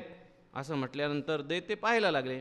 शस्त्रपाणी वेधले हुडे, त्या ठिकाणी हातामध्ये त्यांनी आपापल्या तलवारी घेतल्या, खडग घेतलं. कुठे आहेत पाठ, आम्ही त्यांच्याकडे पाहतो असं म्हणून पाहायला लागले. दुर्गा सांभाळती चहूकडे, म्हणजे तो दुर्ग म्हणजे राजाचा सगळा दरबार, तो सांभाळू लागले. दरवाज्यावर काही जण धावले आणि त्या ठिकाणी म्हणती न दिसे विघ्न डोळ्या. आम्हाला तर काही विघ्न दिसत नाही, डोळ्याला तरी काही पाठ दिसत नाही आणि तुम्ही तर म्हणता पळा पळा, आमच्या पाठीमागे सगळे पाठ आले. हे काय बोलतात? राजा म्हणे झाका त्याशी. कंसाने पाहिलं हा सगळा विचित्र प्रकार समोर चाललेला होता, परंतु ह्या सगळ्या विचित्र प्रकारामध्ये महाबळवट तसाच होता. तसा म्हणजे कळलं ना तुम्हाला. तर पहिला कंस म्हणायला लागला, पहिला त्याला झाका म्हणे आणि मग पुढचा कार्यक्रम करा, पुढचं काय बोला म्हणे. तर राजा म्हणे झाका त्याशी, पुसा काय ते वार्तेशी, मग नेसवून या वस्त्राशी आणला सभेशी पुरता. त्याला कपडे वगैरे दिले घालण्याकरता आणि सभेमध्ये आणून व्यवस्थित बसवला. तो म्हणे राया बळीया बाळ. तो म्हणायला लागला राजा ऐक, बळीया बाळ, तो बाळ साधारण नाही, तो बळी आहे, फार विचित्र आहे, फार बलवान आहे. उपजला तो आमचा काळ, आणि तो बाळ नाही तर तो काय आहे, आमचा काळच आहे. काळच जन्माला आलेला आहे, लक्षात ठेव राजा. विचित्र पाहता त्याचा खेळ सगळा विचित्र आहे. लाविली पिढीची मज पाठी, सगळी पिढी म्हणजे सगळे पाठ माझ्या पाठीमागं त्याने लावले. असा हा विचित्र बाळ आहे, फार बलवान आहे. म्हणून राजाला तो मोठ्याने सांगायला लागला. निळा म्हणे रूपाकृती, सुंदरपणाची ओतली मूर्ती, कोटी मदनाची अंगी दीप्ती, न ढळती पाती अवलोकिता. निळवराय सांगतात असा हा भगवान परमात्मा कसा आहे, रूपाकृती, सुंदरपणाची ओतली मूर्ती. भगवान परमात्मा सुंदर आहे. कोटी मदनाची अंगी दीप्ती, न ढळती पाती अवलोकिता. भगवंताचं सौंदर्य सांगताना असं सांगितलं आहे, भगवान परमात्म्याचं सौंदर्य हे प्रकृतीचं सौंदर्य नाही. प्रकृतीचं सौंदर्य हे नष्ट होत असतं. तुमचं आमचं सगळे जे सौंदर्य आहे प्रकृतीचं सौंदर्य आहे. तर हे सौंदर्य याचं रक्षण करावं लागतं. जसा लहानपणी मुलगा गोंडस दिसतो, गोजीरवाना दिसतो, तसा तो म्हातारपणी दिसतो का? दिसत नाही. लहान मुलाला सगळे जवळ बोलवतात, तसं म्हातारपणी कोणाला जवळ बसा म्हणत नाही, त्याच्या गालावरून हात फिरवत नाहीत. कारण ते सौंदर्य टिकवावं लागतं. हो, नाना तऱ्हेचे उपचार साधनं, कॉस्मेटिक्सचा उपयोग करून ते सौंदर्य टिकवावं लागतं. पण भगवंताचं वर्णन असं केलं आहे. 125 वर्षाचे भगवान परमात्मा निजधामाला जात असताना त्यांचं वर्णन असं केलं आहे की भगवान परमात्मा जसे तारुण्य वयात दिसत होते 16 वर्षाचे, तसेच त्या निजधाम गमनाच्या वेळीसुद्धा एकसुद्धा केश श्वेत झालेला नव्हता. भगवान परमात्म्याच्या ज्या नाथसुना होत्या त्याही भगवान परमात्म्याला पाहिल्यानंतर लाजायच्या. त्यांना असं वाटायचं आपला पती चाला की काय. दुसरं असं सांगितलं की आपलं सौंदर्य जे आहे पुरुषाचं स्त्रियांना आवडेल, स्त्रियांचं पुरुषांना आवडेल. आपलं सौंदर्य पशुपक्ष्यांना कधी आवडत नाही. पण भगवान परमात्म्याच्या सौंदर्याचं हे वैशिष्ट्य की भगवान परमात्म्याचं सौंदर्य पशु पक्षी आसूर सर्वांना आवडत होतं, कारण ते खरं सौंदर्य आहे. गुणलावण्याची खाणी, जगातलं जेवढं सौंदर्य आहे त्या सौंदर्याची खाण कोण आहे? भगवान परमात्मा आहे. आणि म्हणून मदनाची कोटी मदनाची अंगी दीप्ती, न ढळती पाती अविलोक. त्या भगवान परमात्म्याला पाहता पाहता तटस्थ झाल्या, तटस्थ सकळा नेत्रापाती हो, अशी स्थिती होत असते. बोला. ऐसे सांगता मा भळ भटा, राया दचक बैसला मोठा, मग पाचारुनिया सुभटा दैत्या प्रती काय बोले म्हणे वाढविले ती बहुता माने अपार संपदा देऊन यादले आजी माझी या उपेगा येणे आज कृष्ण बदले बलत्या परी नाना विद्या तुमच्या अंगी पालनी विचारता जगी माया रूपी म्हणवणी स्वर्गी वही भीती तुम्हासी ऐसे असुनी माझी गाठी ऐसे बाळका जळूची गोटी तुमचेनी बळे हे सकळ दृष्टी चित्त झाली मज लागी पुतना गेली ते तव नारी दुसरा भट तोय बेकारी काय जाणो कैशा परी गुणी कळली तयासी तो तव अत्यंत सकुमार गेला न थोर सुंदरपणाची ही बहार आली कृष्णाकृती तरी तुम्ही जाऊन या तेथे रूपचे आणवा येथे निळा म्हणे पाहुण या त्या ते अक्षवाने आपला अगोदरच्या अभंगामध्ये थोडंसं एक सांगायचं की भगवान परमात्म्याला पाहिल्यानंतर न ढळती पाती अवलोकिता. पाती म्हणजे पापण्या. तर कुठेतरी वाचलं होतं की मनाचा आणि या पापण्याचा फार संबंध आहे जवळचा. म्हणजे मन स्थिर झालं कशावरून ओळखायचं? आपल्या पापण्या जर स्थिर झाल्या असं कुठेतरी ऐकलं होतं. जेवढं मन अस्थिर असेल तेवढ्या पापण्या लवकर लवकर पडतात. एखाद्या लहान मुलाने जर चोरी केलेली असेल आणि आपण त्याला दरडावून विचारलं काय रे तू चोरी केली का, तो सांगतो बा, सांगताना अशा पापण्या फडफड फडफड करतात. म्हणजे त्याची वृत्ती चंचल झालेली असं समजायचं. आणि वृत्ती स्थिर झाली कशावरून ओळखायचं? पापण्या एकदम स्थिर झाल्या की त्या ठिकाणी भगवंताला पाहिलं की मन स्थिर होतं आणि मन स्थिर झाल्यामुळे त्या भगवंताला तटस्थ होत होते त्या पापण्या. ऐसे सांगता माबळ भटा राया दचक बसला मोठा. राजा फार दचक, त्याला त्या ठिकाणी धास्ती बसली. मग पाचारून या सुवटा दैत्याप्रती काय बोले. त्याला त्या ठिकाणी महाबळ मठाला म्हटले तू जा आता. आणि मग दैत्यांना इतर दैत्यांना काय म्हणायला लागला कंस राजा त्या सभेमध्ये. म्हणे वाढविले ती बहुता माने अपार संपदा देऊन या धने आजी माझ्या उपयोगा येणे बाळकृष्ण वदने भलत्या परी. तो म्हणायला लागला तुम्हाला आत्तापर्यंत जे मी वाढवलं आहे, धन दिलं आहे, मान दिलं आहे, सन्मान दिला आहे, फुकट पोचलं का मी तुम्हाला? अरे आज एवढं माझ्यावर संकट आलेलं आहे, आजी माझ्या उपयोगी नाही, आज तुम्ही माझ्या उपयोगाला आले पाहिजे. बाळकृष्ण वदने भलत्यापुरी. त्या बाळकृष्णाला कोणत्याही त्या ठिकाणी परिस्थितीमध्ये तुम्हाला मारावं लागेल. नाना विद्या तुमच्या अंगी. अरे तुमच्या अंगामध्ये काय विद्या कमी आहेत काय? तुम्ही सगळे कोण आहात? दैत्य आहात, राक्षस आहात. रूपे पालटूनही विचारता जगे. तुम्हाला तुमचं रूपसुद्धा पालटता येतं. मायारूपी म्हणून या स्वर्गी देवही भीती तुम्हाशी. अरे तुमच्यामध्ये एवढं सामर्थ्य आहे की देवसुद्धा स्वर्गातले तुम्हाला घाबरतात. वेगवेगळ्या प्रकारची रूपं तुम्हाला धरता येतात. ऐसे असूनही माझी या गाठी. आणि एवढे सगळे तुम्ही माझ्या जवळ असूनसुद्धा कायसी बाळका जळूची गोठी.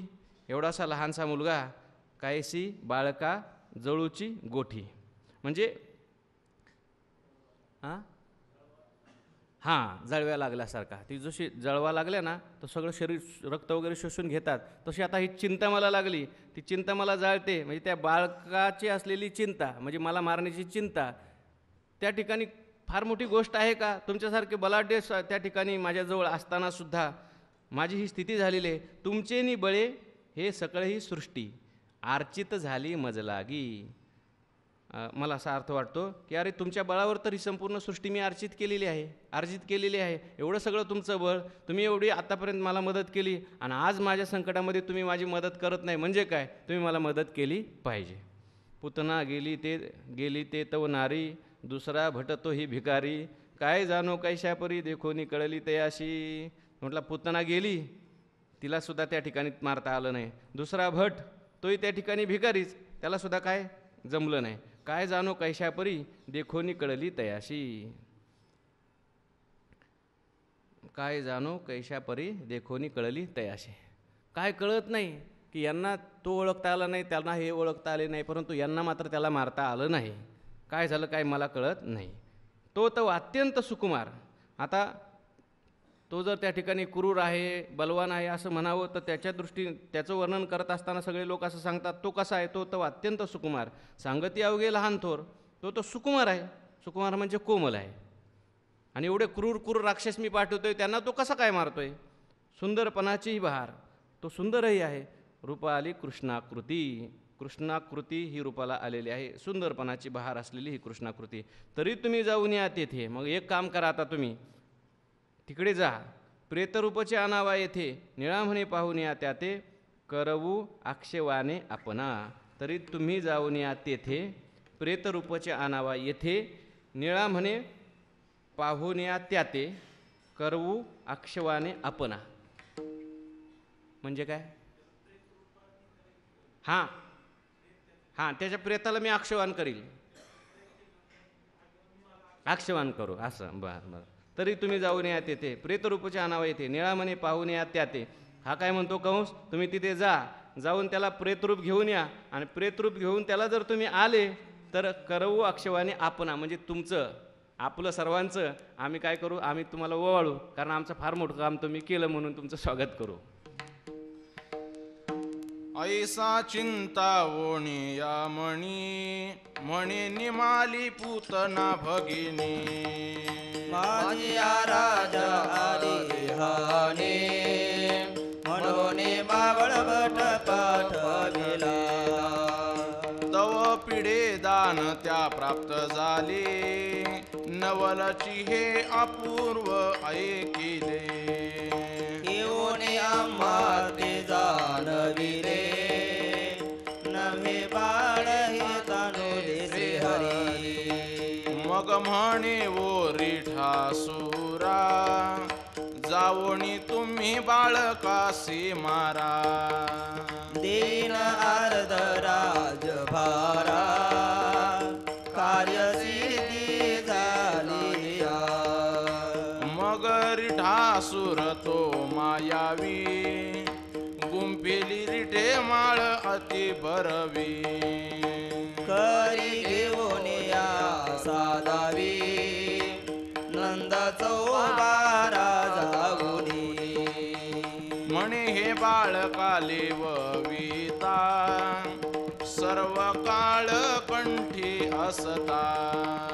कोण्याही भयाची दया वार्ता, स्पर्शोची नेने सामर्थ्य गुणे. कदापिही नव्हे भूत बाधा, दिठीचे भय नाही त्या कदा. ऐसे ऐकून या यशोदा, आवडी घारे हरी कंठी. निळा म्हणे पालखी बाळ, निजवणी या यशोदेव लाळ. मिळवोणी या स्त्रिया सकळ, हास्य विनोदे बैसली. ऐसा चिंतावनिया मनी. चिंतावनिया म्हणजे चिंता करत करत मनामध्ये. कोण? कंस चिंता करायला लागला. असं वर्णन केलं ज्ञानोबारायांनी. ना तरी भयाचे निमिषे, माते न पविजेची काय कंसे, का अखंड वैरवशे चैद्यादिका. म्हणजे कंसाने भगवंताची भक्ती केली, म्हणजे भीतीच्यामुळे सतत भगवान परमात्म्याचं स्मरण त्या कंसाला होत होतं.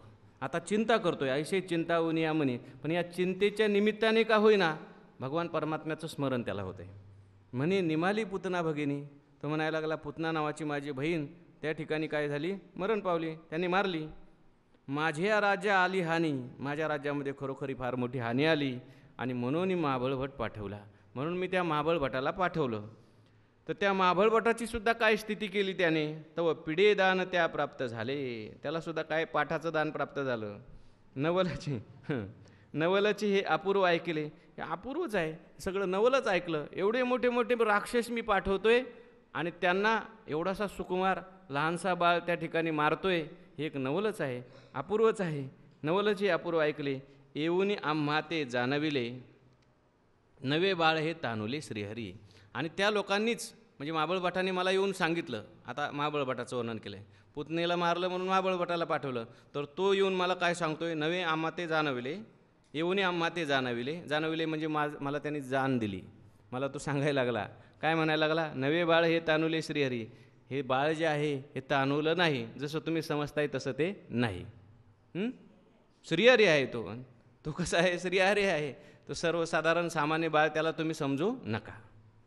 मग म्हणे ओ रिठासुरा, जाऊन तुम्ही बाळकाशी मारा. दीन अर्ध राज्य भारा, कार्यसिद्धी झाली. मग तो रिठासूर नावाचा दैत्य त्या ठिकाणी सभेमध्ये बसलेला आहे. पुतणीची झाली. त्याच्यानंतर महाबळवटसुद्धा त्या ठिकाणी अपयशी होऊन परत आले. म्हणून आता कंसाने दुसरं शस्त्र म्हणजे एक दुसरा असुर उठवला आहे, त्याचं नाव आहे रिठासूर. ही सुद्धा कथा भागवतात आलेली नाही, रिठासुराची कथा. मग म्हणे, ओ रिठासुरा, जाऊन तुम्ही बाळकाशी मारा, देईन अर्धराज्य भारा, कार्यसिद्धी झाली या. जर माझं कार्य तुम्ही सिद्ध जर केलं तर अर्धराज्य मी तुम्हाला देईल. मग रिठासूर तो मायावी, गुंफिली रिठे माळा ती बरवी, करी घेऊन या साधावी, नंद चौबारा जावनी. करी घेऊन या साधावी, त्या ठिकाणी सुंदर अशी रिठ्याची माळ. मग रिठासूर तो मायावीच होता, तो गुंफिली सुंदर अशी एक रिठ्याची माळ तयार केली बरं का. आणि रिठ्याची माळ अशी हातामध्ये घेतली आणि करी घेऊन या साधावी, नंद चौबारा जावनी, अशी माळ सगळ्यांना दाखवायला लागला. तो हातामध्ये असलेली जी माळ आहे ती दाखवायला लागलेला. एका ज्योतिषाचा त्या ठिकाणी रूप धारण केलेलं आहे. आणि ज्योतिषाचं एखाद्या ते हातामध्ये माळा वगैरे घेऊन येतात ना, अशा म्हणजे लहान मुलांना काही दृष्ट झाली, लहान मुलांना चांगलं होईल, अशा प्रकारचं त्याने एक रूप धारण केलेलं आहे. आणि आला आणि चौकामध्ये भर चौकामध्ये ती माळ दाखवायला लागला, रिठ्याची माळ. आता साहजिकच अशा लोकांना पाहिलं की घेण्याकरता लोक तिथे जवळ येतात, विचारतात का ह्या माळीचा काय उपयोग, त्या माळीचा काय उपयोग, कशाकरता ह्या माळा उपयोगी आहेत. आणि त्याच्याकडे जास्त प्रवृत्ती अशी होत असते माणसाला. एखादी ग्रहाची अंगठी घेतली पाहिजे, एखादी माळ घातल्यानंतर आपल्याला शांती मिळाली पाहिजे. अखंडानंद स्वामींनी असं म्हटलं आहे, सगळ्यात मोठा ग्रह आपल्याजवळ बसलेला आहे मन. तो ग्रह शांत झाला की शांती आपोआपच होते. त्याच्यासाठी दुसऱ्या ग्रहाची अंगठी घेण्याची गरज नाही. निळा म्हणे, हां, तर त्या ठिकाणी बोलायला लागला. लोक जमा झाले. म्हणे हे बाळका लेवविता, सर्व काळ कंठी असता, कोण्याही भयाची तया वार्ता, स्पर्शोची नेणे सामर्थ्य गुणे. म्हणे ही जी माळ आहे ही जर लहान मुलांच्या गळ्यामध्ये घातली, सर्व काळ जर त्याच्या कंठामध्ये असली, तर कोण्याही भयाची तया वार्ता, स्पर्शोची नेणे सामर्थ्य गुणे. म्हणजे या माळेच्या सामर्थ्याने कुठल्याही प्रकारच्या भीतीची वार्तासुद्धा बाळकात स्पर्श करणार नाही, मुलाजवळ येणार नाही. म्हणजे भय तर जाऊ द्याच. आणि मग लहान मुलांना काही बाधा होऊ नये, काही त्रास होऊ नये म्हणून माता माऊल्या असे उपचार जास्त करण्याकडे प्रवृत्त होत असतात. तेव्हा कदापि नवे भूतबाधा, दिठीचे भय त्या नाही कदा, भय नाही त्या कदा, ऐसे ऐकून या यशोदा, आवडी घाली हरिकंठी. आता देवाची आई जरी असली तरीसुद्धा तीसुद्धा नाना प्रकारचे उपचार करते पहा. कारण भगवान परमात्म्याने यशोदेवर आपली माया टाकलेली आहे की यशोदेचं प्रेमसुख आपल्याला घेता यावं, आपलं प्रेम सुख यशोदेला घेता यावं. म्हणून भगवान परमात्मा यशोदेला कळू देत नाही मी कोण आहे. म्हणून ज्याप्रमाणे लहान मुलांचं लालन पालन जशी सर्वसामान्य माता माऊली करते, त्याप्रमाणेच यशोदासुद्धा करायची. याला दृष्ट होऊ नये. पुतणीला मारल्यानंतर असं वर्णन केलं आहे की लगेच एक एक गोपिका यायची, म्हणायची एवढी मोठी राक्षसी, तिचा भगवंताला स्पर्श झाला, अगं यशोदे काहीतरी उपचार केला पाहिजे. यशोदा म्हणायची काय उपचार करायचा मला माहिती नाही, इतक्या वर्षानंतर झालेला मला मुलगा आहे. कुठेतरी मी ऐकलं की 83 वर्षाचं वय होतं यशोदेचं, आणि नंदबाबाचं तिच्यापेक्षा 2 वर्षांनी कमी होतं. आणि तेव्हा भगवान परमात्मा त्यांच्या घरी आलेले होते. ते म्हटले मला काही अनुभव नाही, तर तुम्हीच काहीतरी उपचार सांगा. कोणी म्हणायचं गाईचं शेण आणून त्याला थोडासा शेणाचा तिलक कर, शेणाचा तिलक करायचे. कोणी म्हणायची गाईचं शेपूट ह्याच्या सगळ्या अंगावरून फिरव, गाईचं शेपूट फिरवायची. कोणी म्हणायचं की गाईच्या पायाखालची जी धूळ आहे ती भगवान परमात्म्याच्या कपाळाला लाव, ती करायची यशोदा. त्या ठिकाणी कोणी म्हणायचे अगं याला गोमूत्राने स्नान घातलं पाहिजे. जो उपचार जे सांगतील ते सगळे उपचार यशोदा करायचे. का? कारण माझ्या बाळाला कोणाची दृष्ट होऊ नये, याला काही बाधा होऊ नये. आणि म्हणून या रिठासुराने ती माळ दाखवल्याबरोबर लगेच यशोदेला वाटलं हरकत नाही, आता घ्यायला हरकत नाही. म्हणून यशोदेने लगेच त्याचा सन्मान केला, त्याला उचित द्रव्य दिलं आणि ती माळ घेतली. आणि घेतल्याबरोबर भगवंताच्या गळ्यामध्ये घातली. भगवान परमात्म्याला लगेच पालखीमध्ये म्हणजे पाळण्यामध्ये टाकलं, झोपवलं आणि सगळ्या स्त्रियांच्याबरोबर त्या ठिकाणी हास्यविनोद करत यशोदा बसली. पुढचं चरण आहे, निळा म्हणे पालखी बाळ, निजवून या यशोदा वेल्हाळ, मिळवून या स्त्रिया सकळ हास्यविनोदी बैसली. तव त्या रिठियासी निघाली वदनी, अतिविक्राळ दाढा दशणी, श्रीकृष्ण कंठीचे रुधिर पान, करावया उदिते. कृत्रिमे जाणून याते श्रीहरी, कवळून धरले दोन्ही करी, आणि घालून या मुखा भीतरी, चावून धरणी टाकिली. त्याचे स्विष्ट कृत केल्यावरी, आक्रोशे पाळणे यात रुदन करी, ते ऐकून यशोदा सुंदरी, धावली झडकरी काय झाले. तव ते देखे शोणिताचे पुर मास मेधाचे संभार मग म्हणे गे मर मर बाळ मासर पे खादले धाविल्या नरनारी बाळ घात केला म्हणती सकळ ऐशी कैशी गे तू वेल्हाळ यशोदे मारविले बाळका वाहते शोणिताचे पुर इतके कैचे गे त्या रुधिर काढून या पहागे सत्वर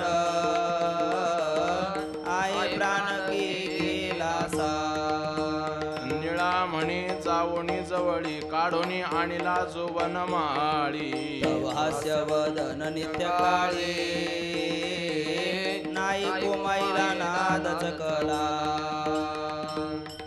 तवत्या रिठियाशी निघाली वदने अति विक्राळ दाढा दशने श्रीकृष्ण कंठीचे रुधिर पान करावया उदिते. म्हणजे जी माळ त्या रिठासुराने यशोदेला दिली आणि यशोदेने भगवान परमात्म्याच्या गळ्यामध्ये घातली. कोणत्याही भयाची आशंका येऊ नये किंवा कोणतंही भय माझ्या बाळकापर्यंत येऊ नये, माझ्या कृष्णापर्यंत येऊ नये, आणि म्हणून ती माळ घातली आणि यशोदेने त्या ठिकाणी पाळण्यामध्ये टाकलं आणि यशोदा बाहेर गेली. बाहेर गेल्यानंतर ही जी माळ होती रिठ्यांची असलेली माळ ती मायावी माळ होती. तर काय प्रकार झाला, तव त्या रिठ्याशी निघाली वदने. जेवढे रिठे होते ना त्याच्यामध्ये, रिठं माहिती आहे ना तुम्हाला, पूर्वीच्या काळी साबण वापरत नव्हते लोक, तर रिठं नावाचं एक झाड आहे, तर ते जर आपण ते रिठं घेतलं आणि जर असं पाण्यामध्ये जर हातामध्ये चोळलं तर लगेच फेस तयार होतो. तेच रिठं ना घ्यायचं इथे. हां, तर त्याचाही काही उपयोग असला पाहिजे, म्हणजे लहान मुलांच्या करता वगैरे. पण त्या रिठ्यामधून एक एक मस्तक निघालं, म्हणजे जेवढी माळ होती ना त्या रिठ्यामधून एक एक मस्तक निघालं. तर त्या रिठ्याशी निघाली वदने. मग ती कशी होती, अति विक्राळ दाढा दशने, म्हणजे विक्राळ अशा दाढा, विक्राळ असे दात, आणि असं ते सगळी त्या ठिकाणी वदन, म्हणजे त्या ठिकाणी मुख तयार झाली. त्या प्रत्येक रिठ्याचं एक एक मस्तक तयार झालं. आणि त्या मस्तक कशा करता तयार झाली ती, श्रीकृष्ण कंठीचे रुधिरपान करावया उदिते. भगवान परमात्म्याचं रुधिरपान, म्हणजे भगवान परमात्म्याला मारण्याकरताच त्या रिठ्यातून काय झाली, सगळी मस्तकं तयार झाली. मायावी आसुराने केलेली ही लीला भगवंताला मारण्याकरता रिठासुराने. लक्षात ठेवा. कृत्रिमे जाणवनिया ते श्रीहरी कवळोनी धरली दोही करी, कवळोनी धरली दोही करी आणि घालोनिया मुखाभितरी चावणी धरणीये टाकेली. भगवंतानी ओळखलं हे सगळं रिठासुराचं काम आहे, आणि म्हणून कृत्रिमे जाणवनिया ते श्रीहरी, ही सगळी कृत्रिम त्या ठिकाणी केलेली, मायाने केलेली, मायेद्वारे केलेली ही जी मस्तकं आहेत भगवंताने केलं, लक्षात आलं, आणि कवळोनी धरली दोही करी. लगेच ही सगळी मस्तकं भगवान परमात्म्याने आपल्या हातामध्ये धरली, आणि हातामध्ये धरल्यानंतर काय केलं, त्याचा नाश्ता करून टाकला खालूनी, आणि घालून या मुखाभितरी चावणी धरणीये टाकली. एक एक मस्त घ्यायचं, मुखात घ्यायचं, थोडंसं चावायचं आणि खाली टाकून द्यायचं. असं भगवान परमात्मा करू लागले. त्याचे स्विष्टकृत केली यावरी. माधव महाराज, स्विष्टकृत काय आहे? हां, शेवटची आहुती, त्याला स्विष्टकृत म्हणतात. यज्ञामधला हा पारिभाषिक शब्द असला पाहिजे होते. तर स्विष्टकृत केली यावरी. आता त्याची शेवटची आहुती टाकली भगवान परमात्म्याने, आणि मग आक्रोशे पाळणे आता रुदर करे. आता यशोदेला बोलवलं पाहिजे ना हा सगळा कार्यक्रम पाहायला, म्हणून मोठ्याने आक्रोश करायला लागले. ते ऐकून या यशोदा सुंदरी धावली जडकरी. काय झाले, आक्रोश यायला लागला, रडायला लागला कृष्ण. काय झालं म्हणून धावायला लागली. तिच्याबरोबर सगळ्या ज्या काही गोपिका बसलेल्या होत्या त्याही धावायला लागल्या, आणि येऊन पाहतात तर काय, तव देखे शोणिताचे पूर, रक्ताचा पूर आलेला आहे. मांस मेधाचे संभार, मांस पडलेला आहे, मेध पडलेला आहे, त्याचे ढीकच्या ढीक पडलेले आहेत. मग म्हणे गे मरमर बाळ महासर्प खादले. शंका आली. मी बाळाला पाळण्यात झोपवलं, बाहेर गेली, आणि कदाचित एखादा महासर्प आला आणि माझ्या बाळाला खाल्लेलं दिसते, अशी शंका आली. धाविल्या नरनारी बाळा घात केला म्हणते सकळ. धाविल्या नरनारी बाळा पाहिजे हो ना, का बाळ, ठीक आहे. बाकीच्या नरनारी सगळ्या धावल्या. घात केला म्हणते सकळ.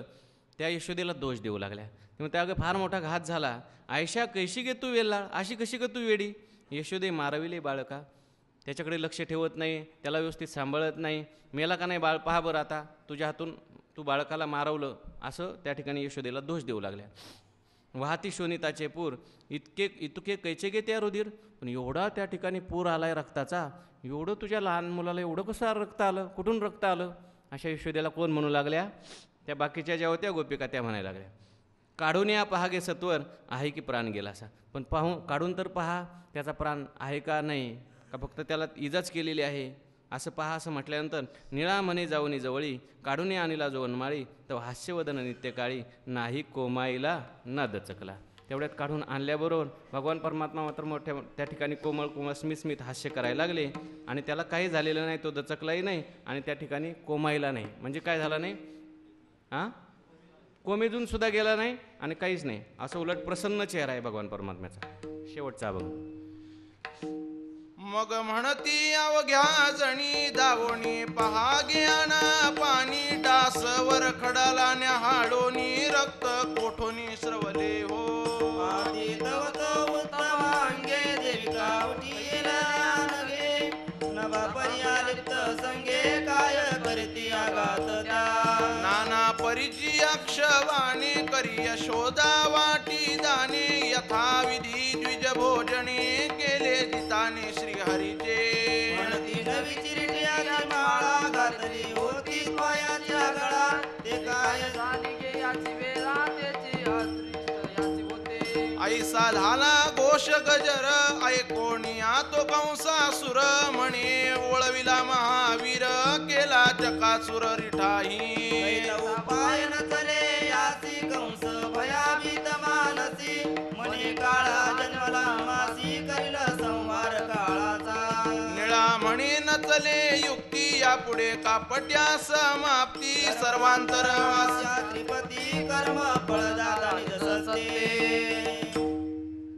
मग म्हणती अवघ्या जणी धावूनी पहागे आना पाणी, डास वरखडला निहाळूनी रक्त कोठूनी स्रवले. मग सगळ्या ज्या गोपिका होत्या त्या धावायला लागल्या. त्या म्हणू लागल्या, अगं अगं लवकर लवकर पाणी आणा, कारण घरामध्ये ते सगळं रक्त शोणित, रक्त म्हणजे शोणित, त्याचा पूर आलेला आहे, मांस झालेला आहे. आणि म्हणून धावूनी पहागे आना पाणी. आता डास वरखडला निहाळून, ह्या डास शब्दाचा अर्थ मला काय कळा. हां दंश, दंश झाला, याला काय वरखडा झाला, त्याच्यामुळे रक्त आलं का, आलं नेमकं कुठून, रक्त कोठून स्रवले. त्या ठिकाणी पहिल्यांदा याला पाण्याने धुवून काढा, कुठे दंश झालेला तर नाही, याला कुठे वरखडा तर झाला नाही, तिथून तर याचं रक्त आलेलं नाही. म्हणून पाहती तो उत्तम अंगे. आणि पाहिलं, सगळे कपडे काढले, भगवान परमात्म्याला चांगलं धुतलं, कुठे दंश आहे का, वरखडा आहे का, काही नाही, वरखडा नाही, दंश नाही, उलट सगळे अंग कसे आहेत, उत्तम आहेत. नभापरी अलिप्त संगे. हा कसा आहे भगवान परमात्मा, एवढं सगळं करून सुद्धा कसा आहे, अलिप्त, एकदम अलिप्त आहे. नभापरी आकाशासारखा, आकाशस्थलिंगात असा भगवान परमात्मा आहे, अलिप्त आहे. काय करते आघात त्या, एवढे आघात जरी आले तरी भगवान परमात्म्याला काय करणार आहेत.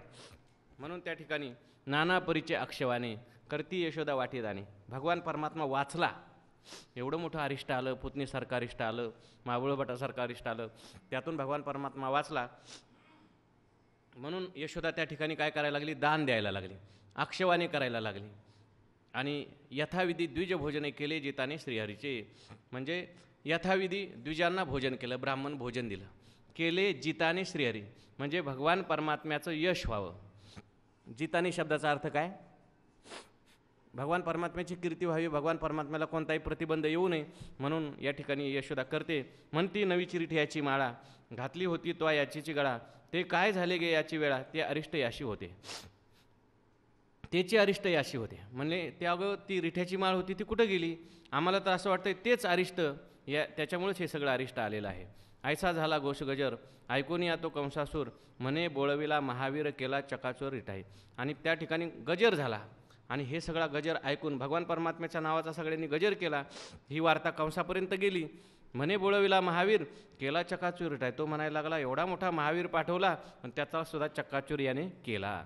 करिता उपाय नचले याशी कंस भयाभीत मानसी, म्हणे काळ हा जन्मला आम्हाशी करील संहार काळाचा. कंस त्या ठिकाणी भिला आणि म्हणायला लागला की हा आमचा काळच जन्माला आलेला आहे, आता हा करील संहार काळाचा, सर्वांचा हा संहार करीन. निळा म्हणे नचले युक्ती, यापुढे कपट्या समाप्ती, सर्वांतरवासी हा श्रीपती, कर्म फळदाता निसत्ते. निळोबाराय म्हणतात, या भगवान परमात्म्याच्या चरित्रापुढे काही युक्ती चालत नाही. यापुढे कापट्या समाप्ती, जेवढं काही कापट्य आहे असुर आहेत, दैत्य आहेत, त्यांची भगवान परमात्मा समाप्ती करणार आहे. असा हा सर्वांतरवाशी भगवान परमात्मा कर्मफळदाता निजसत्ते, प्रत्येकाला आपापल्या कर्माचं फळ आपल्या सत्तेद्वारे देतो.